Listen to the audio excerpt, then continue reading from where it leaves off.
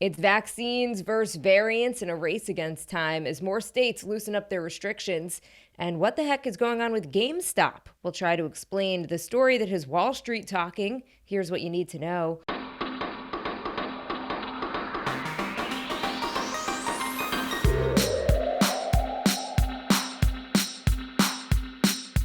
Good morning. This is Cheddar's Need2Know podcast for Tuesday, January 26th. I'm Jill Wagner with Carlo Versano. Good morning, Carlo. Good morning, my friend. Have you noticed how the pace of news has really sort of changed in the last week or two, right? I guess just the last week. I think just the last day. Because last week was pretty busy with the inauguration. Yeah, you're right. It's not like there's not a lot of news. It just feels a little less frantic. I just thought that's kind of interesting. I don't know. I'm totally in a state of panic right now. And we'll get to it a little bit later. Okay. So let's just get to some of the news. With virus numbers starting to drop in the United States, perhaps the best way to think about the current state of the pandemic is a race against time between vaccines and variants. The two approved vaccines in the United States, Moderna and Pfizer, appear to be resistant against the UK variant, but potentially less so against the variant in South Africa. Moderna says it's already working on a booster shot that should protect against that variant, but it needs to go through trials. Both vaccines use that mRNA technology, which makes them a lot easier to reprogram, so to speak. By the way, that Brazil variant that we've been mentioning, it is here. Minnesota health officials confirmed the variant known as P1 has been found in that state. It was only a matter of time, Carlo. You can't find it if you're not testing for it. So we finally started to test for it. Yeah, we're going to find it in more places. We're going to find the South African variant. Like, it's just in this day and age, like you can't keep these things out. So we got to be prepared for that. I found this pretty fascinating yesterday. It's just a sign that mRNA vaccines are really just the future of vaccines and this whole sort of immunology world. Merck said they were just throwing in the towel on their two COVID vaccine candidates that use one of these older vaccine technologies. And they said they don't seem as effective as the ones that Moderna and Pfizer are putting out. So they're just not going to go forward on them. I mean, that's a big deal. Merck is like the Muhammad Ali of vaccine makers. They made the Ebola vaccine. They've been in this game for like 100 years. So it's really fascinating to see them come out and say, look, the mRNA vaccines are the future. Now, there's a little bit of a worry that this could sort of portend bad news for the Johnson & Johnson shot because it uses similar technology. That's a little bit of conjecture, though. We just don't know. We'll know more on the J&J shot, too, and J&J has said they think that it's effective. The upshot here is that I know that I've said this 500 times. I know you have too, Jill, but the mRNA vaccines will go down in history as some of the greatest human inventions, not even of our lifetimes, of all time. And we cannot repeat that enough. Agreed. And that is why it is so incredibly frustrating, Carlo, that we are in this position. So I'm reading from the New York Times now, which wrote, quote, scientists had predicted that the coronavirus would evolve and might acquire new mutations that would thwart vaccines, but few researchers expected that would happen so soon. Part of the problem is the sheer ubiquity of the pathogen. There have been nearly 100 million cases worldwide since the pandemic began. Each new infection gives the coronavirus more chances to mutate. Its uncontrolled spread has fueled the development of new forms that challenge human hosts in various ways. Bottom line, the more people that are infected, the more likely we'll see new variants, according to one doctor. If we give the virus a chance to do its worst, it will. And Carlo, I mentioned at the top, I could not sleep that last night. Okay, and I know it sounds crazy, and maybe it doesn't sound crazy, but I am so Nothing's crazy, stressed Jill. about this virus and these new variants. I was finally feeling like things were getting better because we had the vaccines. Yeah. More kids, by the way, being impacted by these new strains.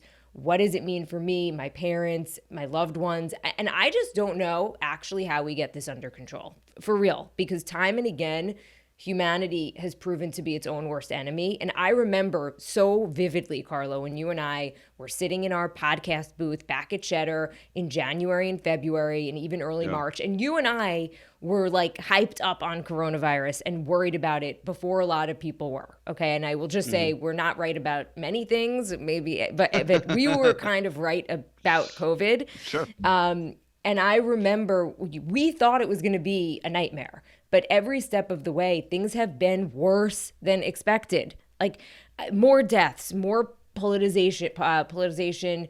We could have shut this thing down. And by this thing, I mean coronavirus down. When it first started, by actually shutting down for a few weeks, no one wanted to do it, but this would have been over pretty much. I mean, look, China right now has like a handful of cases, and yes, they're seeing a little bit of a resurgence. And I realize we're not an authoritarian country, and we're not going to just say what China did, but they had positive GDP growth. Like things are booming there. They're holding concerts without masks in person these days. But this could be over. We could still do it, right? We could say just shut down everything for 3 to 4 weeks, and we would be in a much better position. But it's just, I don't know. I don't know how much longer I can personally take of this, of staying inside, of not seeing friends, not seeing family, and just constantly being worried about myself, my family, my loved ones. It's just 24/7 stress. And No, I it's get like, you. Yeah. I don't know how much more we could take. We were kind of finally at the end of it, or at least the beginning of the end. And now, look, by the way, people who've had COVID, you're not protected from these new strains. I mean, that kind of was this one sense of relief for everyone who was unfortunately sick and got better. The new strains appear to not, it doesn't matter, right? If you had it, at least according to the early data, you can get sick again. So again, I just don't know how this thing ends. Look, I feel you. I've And been sorry there. for that. I've been No, it's okay. I've been there myself. Recently, I mean, I had to cancel. I mean, again, this sounds so like kind of just stupid. It's like I was upset because I had to cancel a vacation that we had planned. It's like, again, you and I are so lucky, right? We're working. We haven't lost our jobs. There are people who have it so much worse. But that being said, that doesn't mean that you're not allowed to feel just like, I'm so sick of this freaking thing. I'm so sick of talking about it. I'm so sick of thinking about it. I'm so sick of reading about it. I totally get that. And I think, there's strength in just being able to talk about it and to just be like, this sucks. And it still sucks. It's going on a year of suckage, right? It's just, A I don't year know how it of might. suckitude. It's just, if we don't get the numbers under control, we're going to have more of these mutations. And I just don't know how, this ends. Again, I mean, Well, I the still end think, game was always yeah. the vaccines, right?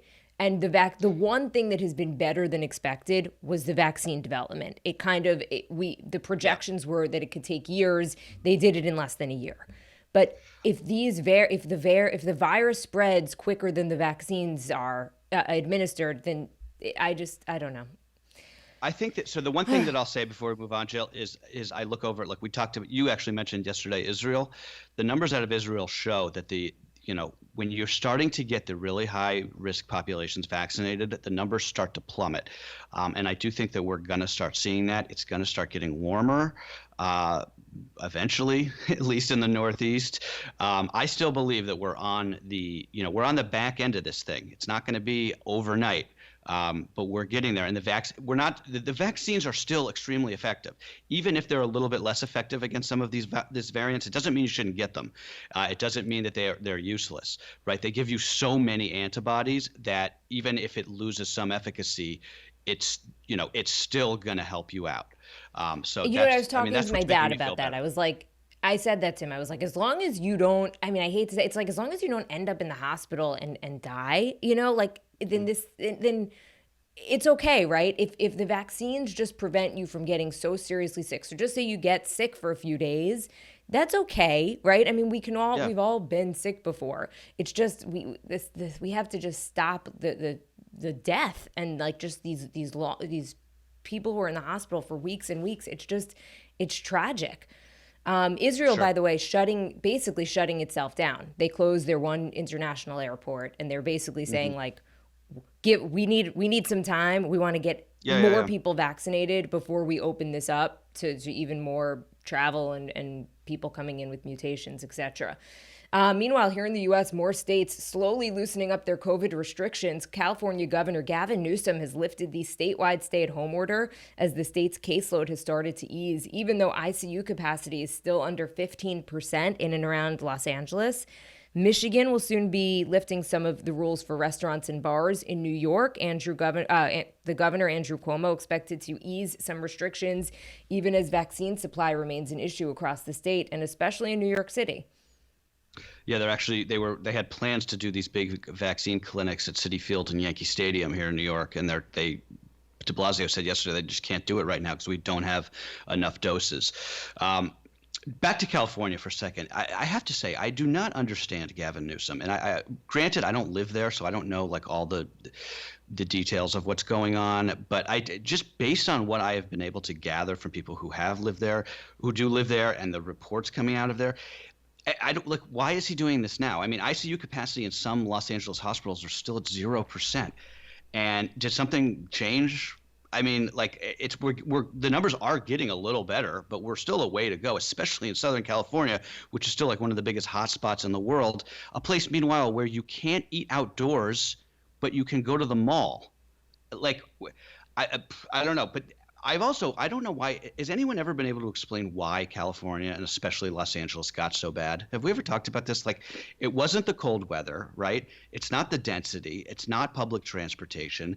The state has already had serious measures in place, mask mandates, lockdowns. I don't understand what is going on there, especially Los Angeles. Can some Angelinos, if they are listening, please educate me, because I don't get it. Are people just not following the rules and having like kissing parties or something? Like what is the deal?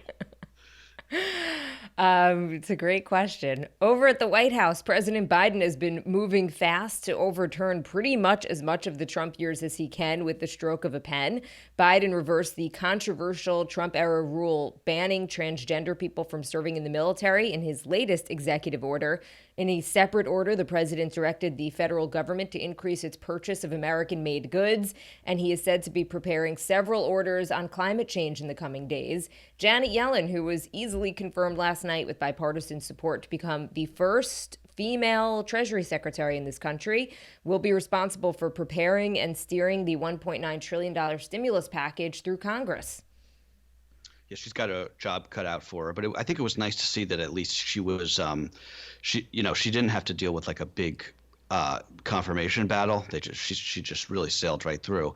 And of course, I mean, she was the Fed chair. She has an extraordinary amount of expertise.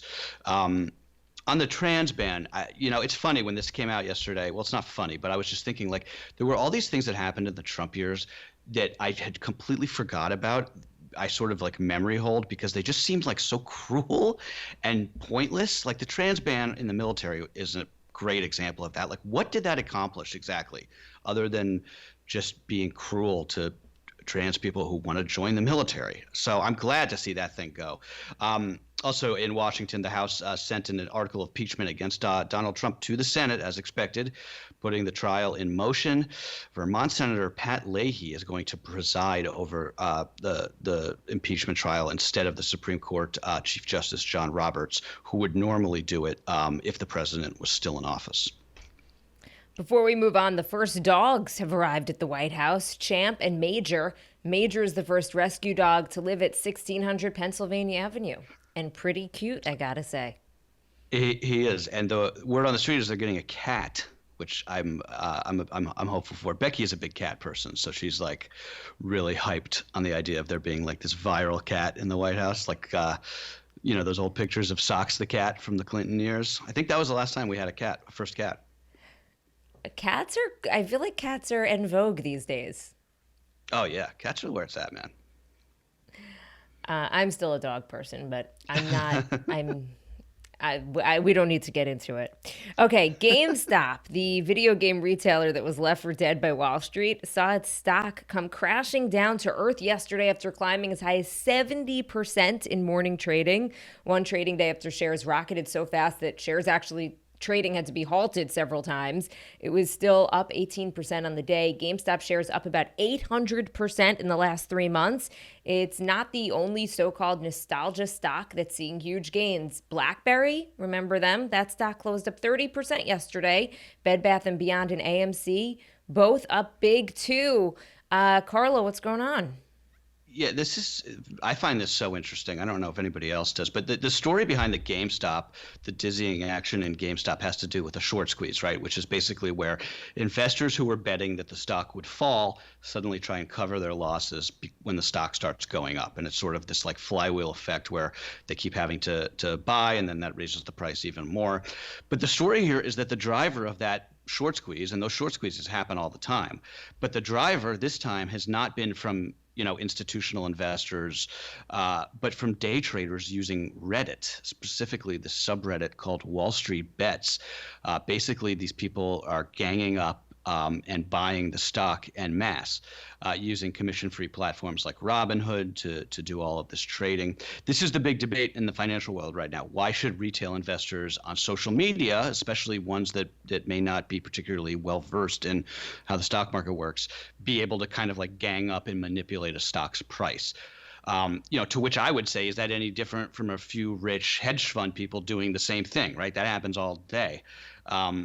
But it has to do, this messy democratization of Wall Street is really this fascinating story that's happening right now. A lot of this has to do with COVID, right? People have money who haven't lost their jobs. They're staying at home. They've got more time and more money to put into the market. There's always been day traders, but now you've got all of these people, and they're mostly kids, by the way. They're mostly young people. They're flooding the stock market, and they probably don't know what they're doing. So a lot of people are going to lose their shirts eventually because the stocks don't always go up, even though it looks right now like they do. But that's the game, right? I mean, the whole thing is pretty much a casino. It is fascinating, right? And millennials, what's happening right now, I think that the pandemic has so many different side plots. But one of Yeah. the interesting things on Wall Street has been, millennials who in many ways were hesitant to really put their money in the stock market because many were kids when the financial crisis hit and they saw what happened to Wall Street and were a little bit Right. just nervous about it. As you said, have a little bit of extra cash right now, or many spending their stimulus money on Wall Street on Yeah. stocks, and because of Robinhood and some of these apps, it's at their fingertips. Also, the rules change, so you don't have to buy a full share anymore. You could buy Right. Yep. you could buy like 1/8 of a share of Tesla, which is a lot more affordable, or Apple or Amazon, which is a lot more affordable than having to buy a full share. So all of that has led to, as you say, a lot of retail investors, many of them millennials and even Gen Zers who are getting involved. And, in some ways that's great that because they were missing out on a huge opportunity to increase their wealth. The downside, as you say, is that the markets do eventually come down. It doesn't look like that's the case, but eventually they do. Okay, switching gears, a little entertainment. A Harry Potter live action TV series reportedly in very early stages of development at HBO Max. Rumors about a spinoff have persisted pretty much since the last movie came out nearly a decade ago, but the discussions are just now said to be moving ahead, according to Variety. Nothing else in terms of casting or production timelines is known. Are Warner you a Brothers Harry Potter denying that. person? I'm not. Are you? No, no, no. I feel like we are No. not the Yeah, I people who know. should be delivering this news. I know. I've never really been a Harry Potter. It's funny on News Wrap, on Cheddar's News Wrap last night when I was doing my hit. The Hannah, our other anchor, and JD were talking about Pokemon cards right before me, and when I came on, she tossed to me and she was like, "Carlo, are you a big Pokemon card collector?" I was like, "No. What are you talking about? Are you kidding me? Of course not." Do you think I am a big Pokemon card Yeah, do I collector? look like a Pokemon guy? Jeez. But on Harry Potter, Warner Brothers, they flat out deny the report. But I'm sure that it's happening. Look, it's all about IP, right? It's all about intellectual property. If you're Warner Brothers, if you're Warner Media, wouldn't you try to recreate the lightning in a bottle from a hugely successful franchise like Harry Potter? The problem, of course, is that it's lightning in a bottle. You can't ever catch it again. That's the whole point. I can't even think of the last time a big franchise has been successfully resurrected. I guess the superhero stuff you could argue, but anytime they ever do this, it ends up being bad, in my opinion. I mean, occasionally a spin-off is okay. I mean, I'm going to go so back to Frasier, right? Frasier was a spin-off from Was Cheers, it? if you remember. I mean, I can't believe I'm going Didn't to. know that. Yeah, Frasier was one of the Okay. characters who hung out at the bar at Cheers. And I loved Frasier, and I still do. I think it's a great show. I'm just trying to think of examples. Downton Abbey, I happen to love the movie. Normally, I do not like movies that spin off from series. I Yeah. happen to think it wasn't as good as the series, but it was still worth watching. But I agree. I mean, it's hard to create that magic again. Even what is that? I'm on no sleep as I mentioned. What is the HBO show that was One. so big that we say winter is Big coming? Little Lies. I can't hear you. What? Big Little Lies. No. Gotcha. Game of Game of Thrones. Game of Thrones. Oh my Thrones. God, I we're losing it. oh my God. I literally I've been up since 1:30. I have not slept. I've been so incredibly stressed out. I can't. I'm I'm sorry. not exaggerating. That show, I as much as I'm excited, I loved it, but I'm not that excited for prequels and stuff. I just don't feel like Yeah. they're going to be nearly as good. Just let it be. Let it lie. I know, just like let there be something great and let's just Yeah. enjoy it. I Right. totally agree. And finally, someone in Michigan won $1 billion this weekend. And by the way, we still don't know who it is. The single winning ticket for last Friday's $1 billion Mega Millions jackpot sold at a Kroger in the city of Novi, that's just outside of Detroit. It was the third largest lotto prize in U.S. history. Lottery officials say the winner still not come forward. Okay, so I wanted to do this story yesterday because I had wanted to ask you, would you take the annuity or the lump sum? So the lump sum here would be $740 million. So you're still clearing $500 million even after taxes. So I think I would personally go with the lump sum. But I think you could tell a lot by a person whether they pick the lump sum or the annuity. I'd go with the lump sum too. I mean, in this case, Yeah, it's still so much money that you're just not going to yeah, be able to spend in your lifetime that it's like, just yeah, take the lump sum. yeah. I agree. I And think on the see smaller you ones, later, the annuity, alligator. Like you would yeah, never hear peace. from me again. We would be doing the podcast tomorrow. It would just be like an empty chair. Be like, what happened to Jill? Oh, she's the one. She was the lotto winner. We never heard from her again. We could dream, right? Yeah, we can. All right. Thank All you right. for indulging my craziness this morning. No, no, it's all good, Jill. I've been there. I We've can't all been take it. there. I know, I know. It's the whole last year has been like this. Um, you're not alone. I'm with you, and I know our All listeners are right. too. Well, thank you guys. And that's what you need to know for Tuesday, January 26th. Bye, guys.